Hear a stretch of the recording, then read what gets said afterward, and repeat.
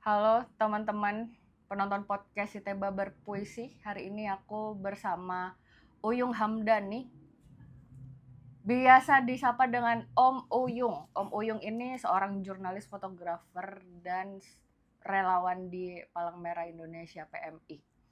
Nah, sekarang kita kepoin pengalaman Om Uyung selama bertahun-tahun menjadi relawan dan jurnalis fotografer di isu-isu lingkungan, betul Om Uyung? Ya, bisa dibilang begitu.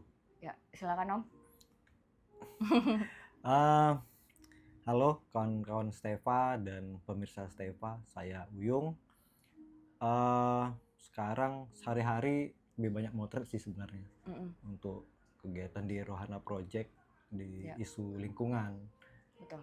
Tapi isu lingkungan juga akan terkait dengan hak warga sih sebenarnya. Nah, kalau terkait dengan relawan, sampai hari ini masih terdaftar sebagai anggota Palang Merah Indonesia. Jadi relawannya Palang Merah Indonesia. Nah, saya itu mulai berkegiatan itu tahun 2000 di Korps Sukarela. Jadi Korps Sukarela itu salah satu basis Palang Merah Indonesia. Dulu saya di Korps Sukarelanya di kampus dulu. Nah, kampus mana itu? Bung Hatta. Oke. Jadi unit Bung Hatta. Jadi KSR, Korps Sukarela itu disingkat KSR unit Universitas Bung Hatta. Gitu kan. Korps Sukarela. Sukarelawan. Ya. Nah, terus ya sampai hari ini dan pernah bekerja juga di markas provinsi Palang Merah Indonesia Provinsi Sumatera Barat. Pernah hampir 2 tahun lah. Terus keluar dan ya lebih banyak motret hari ini. Ya. Gitu. Oke. Kenapa tertarik dengan isu kemanusiaan,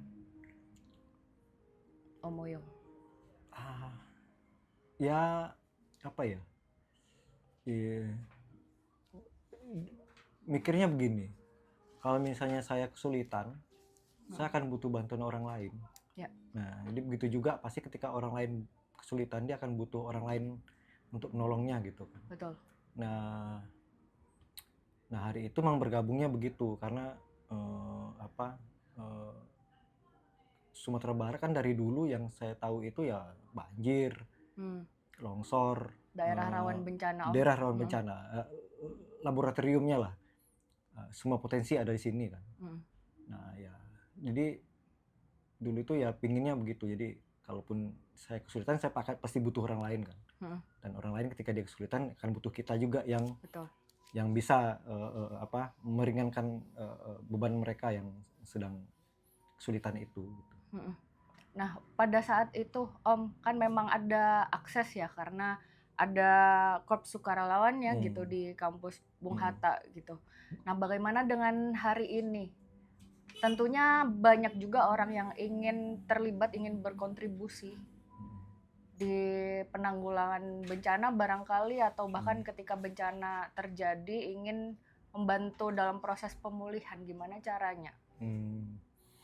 Jadi kalau di Palang Merah itu, di Palang Merah Indonesia atau Palang Merah manapun sebenarnya dalam lembaga Palang Merah itu, semua masyarakat itu, semua orang bisa menjadi relawannya Palang Merah. Nanti jadi kemudian dia ada beberapa kategorinya. Kategorinya apa aja tuh Om Uyung? Jadi kalau misalnya untuk usia sekolah, itu yang kita kenal itu namanya Palang Merah Remaja, PMR kan? Ya, PMR. Ada di tingkat sekolah dasar, menengah pertama sama menengah atas. Nah, itu di PMR. Kalau di luar itu ada namanya Korps Sukarela. Korps Sukarela itu ada di perguruan tinggi, ada di masyarakat, di tengah-tengah masyarakat bisa bikin. Kalau misalnya kecamatan apa mau bikin KSR ini boleh. Dan instansi misalnya mau bikin Korps Sukarelanya juga di bawah kan itu kan basisnya Palang Merah kan boleh. Nah, nanti di sana itu tingkatannya pengetahuannya akan bertahap sih sebenarnya. Kalau di Palang Merah Remaja itu lebih banyak misalnya kayak pengetahuan dasar lah ya. Misalnya kayak kalau dulu kan namanya P3K nih. Ya, Kalau sekarang namanya PP. pertama. Nah, dulu kan pertolongan pertama pada kecelakaan gitu kan. Yes. Kalau sekarang namanya PP, pertolongan pertama. Nah, mungkin kalau untuk kawan-kawan adik-adik yang di PMR itu yang masih sekolah, ada lagi tingkatan materinya. Yang untuk DKSR-nya ada lagi tingkatan materinya dan semua. Tapi sebenarnya ada juga, aku juga mau sampaikan ini, banyak orang mengira PM itu cuma donor darah. Padahal tidak. Donor darah itu cuma bagian unitnya aja. Salah satu unit dari Palang Merah Indonesia. Satu unit dari banyak unit. Nah, dari banyak unit itu bisa disebutkan nggak Om Boyong apa saja unit-unit Jadi itu? Di PMI itu nanti ada dia unit namanya salah satu misalnya WOS namanya. WOS itu unit kok bisa lupa. WOS itu kerjanya memang pengadaan air bersih dan segala macam. Pengadaan air bersih. Jadi mulai dari alat bagaimana mengadakan air sampai ke kalau dia tatarannya masih tanggap darurat, bagaimana warga tadi itu bisa mendapatkan air bersih dari ini. Jadi di kerjaan orang-orang WOS. Terus water and sanitation and hygiene itu WOS, WASH gitu kan, water sanitation and hygiene. Terus ada unit logistik. Unit logistik itu kalau orang mikir misalnya logistik itu soal makanan, tidak. Jadi semua kebutuhan itu akan ada di unit logistik. Apakah itu bahan pokok, kebutuhan dasar ya. Dasar ya, bahan pokok, terus kebutuhan keluarga ketika ketika bencana terjadi, orang akan kehilangan tempat yang biasa, tempat nyamannya. Rumah tidak ada misalnya gitu kan. Termasuk itu ya Om, logistik itu kebutuhan dasar untuk perempuan, untuk iya, kesehatan semuanya. reproduksi. Jadi semua kebutuhan itu ada di sana. Itu kawan-kawan logistik yang mengelola. Nah, logistik itu tidak hanya bahan saja yang dikumpul. Jadi nanti ada namanya unit warehouse-nya, gudangnya. Ada nanti unit distribusinya. Ada lagi unit fleet unitnya atau kendaraan. Jadi 3 tadi itu yang kalau di Palang Merah namanya logistik. Jadi mulai dari bagaimana mengadakan barang kebutuhan untuk disalurkan, mempackingnya, kemudian diserah, jadi dia dijaga supaya dia tetap dalam kualitas terbaik ketika sampai ke orang yang butuhkan. Kalau bilangnya ini penerima manfaat, beneficiaries-nya gitu. Nah, bagaimana nanti kawan-kawan mendistribusikannya? Apa harus mereka lakukan supaya dia merata, tepat waktu, tepat sasaran gitu kan. Ada beberapa hal. Terus bagaimana kendaraan-kendaraan tadi itu bisa kita hitung, kita akan bawa ini 3 ton nih, sebagai kendaraan apa. Itu kawan-kawan di fleet unit yang akan menghitung. Kita bawa tenda dengan ukuran sekian, volume dan berat itu dihitung. Jadi dia tepat sasaran dan segala macam, tepat waktu dan tepat sasaran. Ada lagi nanti tim unit assessment. Nah, mereka ini akan menentukan kondisi apa dan bagaimana tindak lanjutnya. Jadi ketika ada daerah terjadi bencana, biasanya kawan assessment duluan turun. Yang duluan turun. Mereka yang menentukan ini kebutuhan yang mendesak di sini nih. Nah, dalam masa tanggap darurat misalnya. Mereka ternyata tidak butuh makanan karena mereka punya itu, tapi mereka butuh air bersih. Nah, ini supaya kenapa mereka menentukan itu, supaya bantuan tepat nggak menumpuk untuk kebutuhannya. Jadi mereka nggak butuh makanan, kita kasih bahan pokok mie macam, mereka butuhnya air bersih agar tidak menumpuk dan terbuang. Ya, itu. Ngomong-ngomong soal unit assessment, maaf saya potong ya Om Boyong. Apa sih yang sebenarnya dialami oleh teman-teman sukarelawan di lapangan? Banyak faktor. Jadi ketika bencana terjadi ya secara psikis pasti terganggu kan. Secara psikis terganggu. Dan ada juga kemudian kan misalnya data-data itu misalnya kayak di desa gitu ya. Kalau misalnya kantor desanya kena dan segala macam, yang kita wawancara itu tentu pastinya dia tidak bisa menghadirkan data secara valid, secara validnya gitu. Tapi dalam asesmen itu ada metode namanya asesmen cepat. Dalam kawan-kawan ini menggunakan indranya lah, apa yang dia lihat, apa dia yang terlihat sama dia, observasi. Nah itu kemudian di laporan. Nah, nanti ketika sudah agak kondusif, baru kemudian ada asesmen lanjutannya, lebih muncul lagi kebutuhan-kebutuhan yang lain gitu. Nah, itu kawan-kawan asesmen. Ada lagi kan nanti di unit misalnya namanya unit kesehatannya.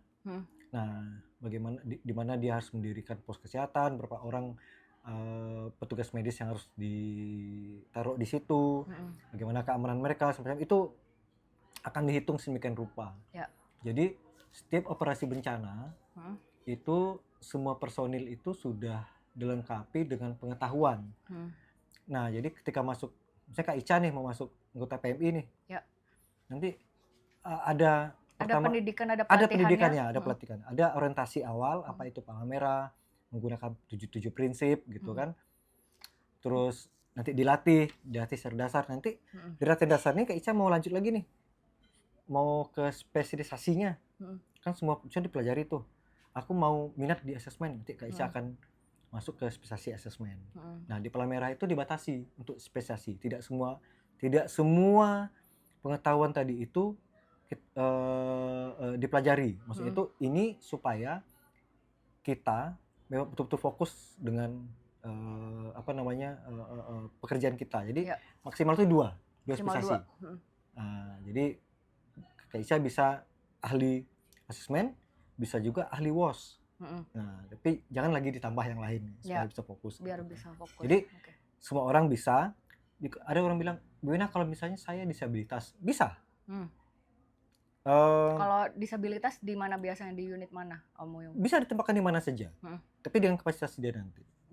Jadi kan orang bilang, gimana kalau kamu akan menjangkau tempat jauh, harus berumpur sementara kamu tidak punya kaki misalnya, gitu kan? Ya kamu kan tempatkan unit yang lain, mungkin di bagian data, karena semuanya itu diperlukan. Pekerja datanya, orang ke lapangan, gitu kan? Itu semuanya, jadi ya sinkron lah. Tanpa data kita tidak bisa kasih jenis bantuan apa yang kita kasih. Tanpa personil, barang-barang juga tidak sampai ke tujuannya. Kira-kira begitu. Tiap personil itu saling mendukung ya. Semuanya. Jadi tidak ada yang bilang, misalnya dapur umum misalnya. Orang bilang, gampang lah dapur umum kan. Tinggal duduk, masak, distribusi. Tidak segampang itu. Jadi di dapur umum tuh kita akan mempelajari misalnya dapur umum itu, satu dapur umum punya kapasitas untuk misalnya 50 orang. Ini ada 1000 orang, berarti harus berapa unit dapur umum. Jadi yang dikelola itu manajemennya. Yang masak biasanya kita menggunakan orang lokal supaya seleranya, gizinya sesuai. Nah gitu. Jadi misalnya aku orang Padang, terus dioper misalnya dioper ke mana, Afrika gitu kan. Belum tentu dia suka masakan aku kalau aku yang masak. Oh ya, betul. Nah, digunakanlah orang setempat. Dan bahan-bahannya juga yang terdekat dengan lokasi ya. Disesuaikan. Jadi pos-posnya itu akan disesuaikan dengan tempat-tempat terdekat. Nah, paling aman. Kemudian bagaimana cara mendistribusikannya. Jadi orang dapur umum itu punya metode distribusi. Biasanya pakai kupon. Jadi kupon dari mana? Itu dari data warga yang didapat dari pejabat setempat. Apakah itu kepala kampung, kepala dusun, wali nagari, lurah, camat, dan segala macam. RT RW gitu kan. Nah, itu nanti ada lain-lainnya nanti. Jadi semua orang dapat hak yang sama, porsi yang sama, gizi yang sama. Gitu. Bagaimana dengan yang barusan dijelaskan, kan diantaranya tahapan untuk bisa menjadi relawan di PMI ya, Om? Tahap dasar sampai spesialisasi. Nah, bagaimana dengan periode pendidikan atau pelatihannya, Om? Apalagi di momen-momen yang misal barusan ini kan bencana gila-gilaan kan di Aceh, Sumatera Utara, dan Sumatera Barat. Nah, kalau misalnya gila-gilaan kayak gitu sementara jumlah relawan nggak memadai, nah berarti kan butuh personel tambahan yang cukup banyak. Nah, gimana tuh ngejar pendidikan dan pelatihannya, Om Uyung? Jadi selain PMR, selain KSR, ada lagi satu lagi. Namanya TSR. TSR. Tenaga Sukarela. Tenaga Sukarela, oke. Tenaga Sukarela itu orang-orang yang punya keahlian khusus. Jadi keahlian khusus ini misalnya Kak Ica nih Ya. bisa di data misalnya. Terus ada lagi siapa, dia bisa di tukang misalnya, ahli kayu lah. Ada misalnya keahlian saya di bengkel gitu kan. Nanti akan disesuaikan sama bentuk operasinya. Misalnya PMI itu butuh, waktu saya pernah operasi di tsunami Mentawai, kita bikin shelter, itu kita rekrut hampir mungkin 300 orang yang punya keahlian bertukang. Karena kita bikin shelter. Ya. Jadi kita rekrut tuh. Nah, mereka itu kategorinya tenaga sukarela. Tenaga sukarela ini mereka yang mau meluangkan waktunya. Jadi mereka punya keahlian khusus dan mau meluangkan waktunya. Waktu tenaga untuk bekerja nanti di sana gitu kan. Nah, jadi nanti akan disesuaikan dengan kebutuhan masing-masing. Jenis kegiatan apa yang mau kita bikin gitu. Jadi tidak, dulu orang mikir TSR ini harus karena PMI berarti medis nih, enggak. Harus dokter gitu kan, harus perawat, harus bidan, enggak. Jadi semua orang yang punya keahlian khusus, saya bisa bikin gambar katanya. Dia bisa nanti masuk ke bagian unit trauma healing, gitu kan. Mendampingi anak-anak untuk melukis, membuat gambar, segala macam, karena dia bisa menggambar. Jadi semuanya, semua orang bisa dengan keahlian mereka masing-masing untuk membantu masyarakat lewat PMI, lewat TSR-nya, tenaga sukarelanya, gitu. Gitu. Baik Om Oyong, bagaimana cara mempersiapkan diri di momen-momen genting? Ceritanya kan bencana datang tiba-tiba nih, walaupun sebenarnya sudah bisa diprediksi, misal dengan adanya pembalakan oleh perusahaan-perusahaan tertentu atau pembalakan liar. Gimana tuh kalau tiba-tiba terjadi bencana Om? Ini maksudnya ini nih, jadi aku ngomongnya sebagai orang PMI lagi. Yes, betul ya kan? Nah, apa namanya? Sebenarnya isunya sudah banyak bergulir. Apakah itu lewat media mainstream ya, seperti koran, majalah, televisi macam. Tapi di bentuk media yang lain, seperti yang internet lah, seperti media sosial misalnya, dan atau channel-channel yang dikelola oleh media massa gitu kan, itu sudah selalu bicara soal itu sebenarnya. Misalnya kayak kita sekarang ini kan banyak kemudian kayak gelondongan datang macam, dan kemudian beberapa bagian pemerintah bilang ini kayu-kayu secara alami yang roboh dan segala macam. Dan barusan aku lihat Raja Anthony itu bilang kita introspeksi soal legalitas penerbangan macam kan itu sudah nggak jelas nih omongannya ini. Tapi sebenarnya isu ini sudah bergulir. Legalitas kok ngomongin introspeksi? Iya, nah itu dia. Jadi nggak ngerti juga nih si Mas Raja ini. Nah, masyarakat sebenarnya bisa berpartisipasi di sana. Ketika ada berita segala macam. Jadi kalau misalnya ada lingkungan yang kemudian dirusak oleh orang-orang yang rakus tadi itu, dilaporkan. Walaupun kemudian kita jadi agak pesimis juga ketika dilaporkan, laporannya jadi hilang aja gitu kan. Tapi minimal didokumentasikan, direkam dan diberitakan, ditayang, disebarluaskan. Karena apa ya, hari ini kan kita kepercayaan kita kepada pemerintah kan jauh menurun. Betul. Bahkan di zaman Soeharto. Ini kepercayaan kita pada pemerintah sangat jauh menurun. Karena apa-apa selalu diabaikan. Kita kan memang selalu suka diabaikan ini. Nah, tapi cara satu-satunya melawan lewat itu gitu. Ya, jurnalisme warga, apalagi pemerintahan atau bahkan media massa yang berkantor di Pulau Jawa terlambat memberitakan bencana alam di Aceh, Sumatera Utara, dan Sumatera Barat. Jadi saya kan berkawan dengan Boy Chandra nih, ya kan. Jadi dia ngeluh tuh hari itu, Om, kenapa belum juga tanggap darurat nasional ini?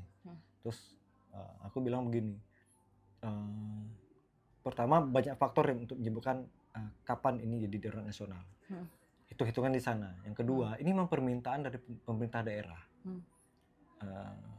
ke pusat bahwasanya ya kami butuh bantuan, gitu kan.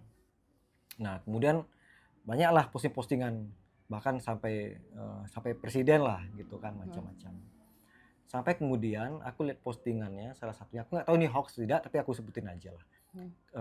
Kepala BNPB ya kan, skalanya, kita lihat skalanya itu. Kalau misalnya skalanya itu jiwa yang meninggal dunia, faktor untuk menentukan dia adalah darurat nasional atau tidak, itu tidak hanya lihat dari korban jiwa, tidak hanya dari itu, gitu.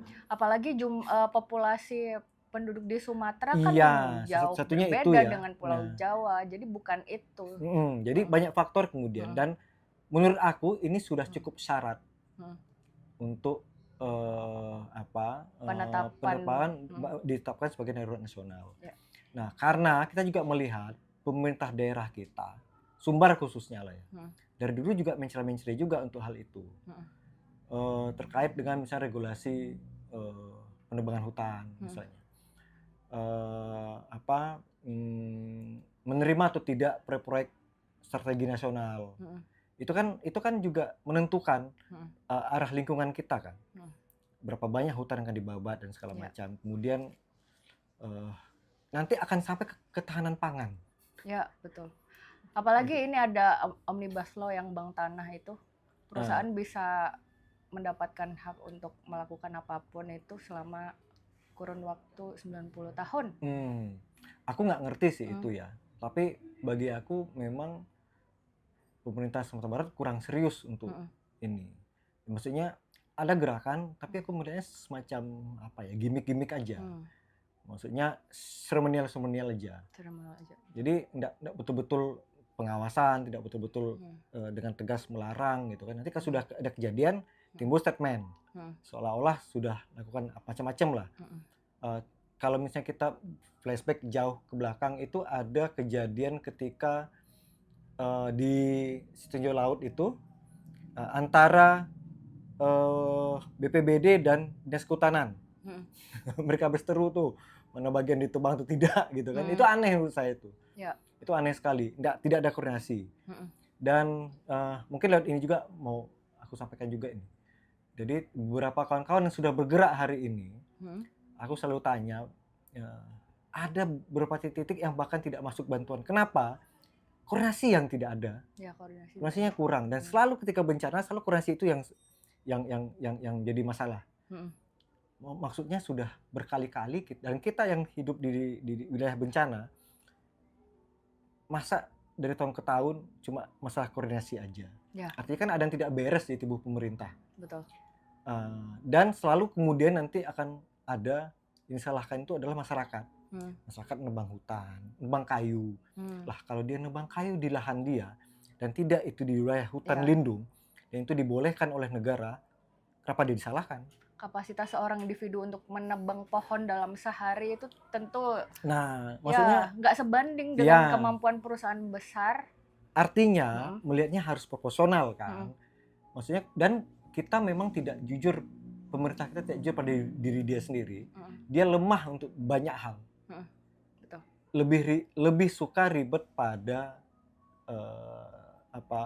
tataran administratif. Ya, birokrasi. Tapi pada program-program lebih banyak seremonial. Banyak seremonial. Di program ya. Nah itu. Nah ketika terjadi bencana seperti ini, ya mungkin sekarang belum terlihat dorong-mendorong lempar tanggung jawab. Tapi nanti mungkin setelah masa recovery, itu kan banyak saling lempar. Dan apalagi kemudian aku tanya tadi, kenapa kemudian seperti dapur umum misalnya.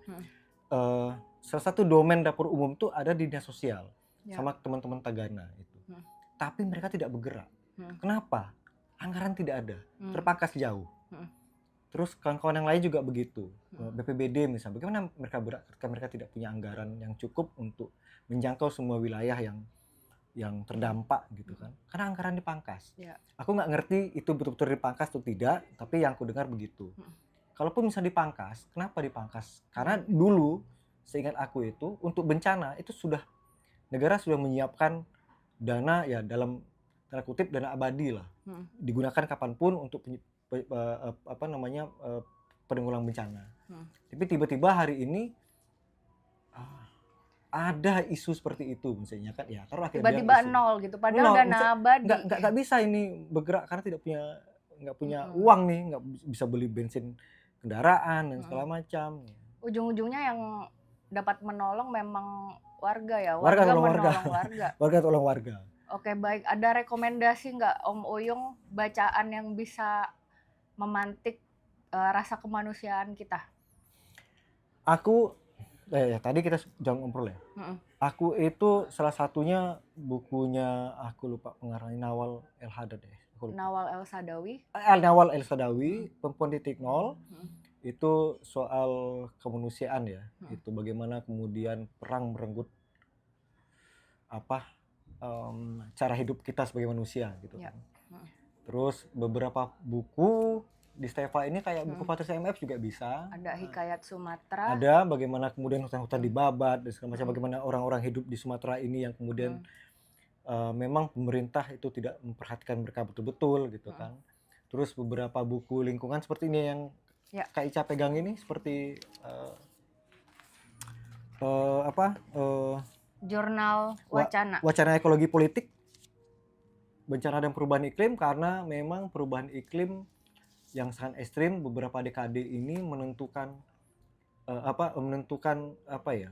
kualitas geografis kita yang sanggup menahannya atau tidak. Kualitas lingkungan kita sanggup menahan itu atau tidak. Dan ini sebagai wacana, dia tidak hanya soal ekologinya, tapi political will-nya. Nah itu, jadi ini cocok untuk dibaca. Oke. Beberapa buku lain tentang lingkungan dan kemanusiaan juga bisa teman-teman dapatkan di toko buku Steva. Alamatnya ada di Nanggalo, Padang, Sumatera Barat. Terima kasih atas kehadirannya pada hari ini di podcast Siteba Berpuisi, teman-teman. Terima kasih sudah menyaksikan podcast ini. Dadah, sampai jumpa.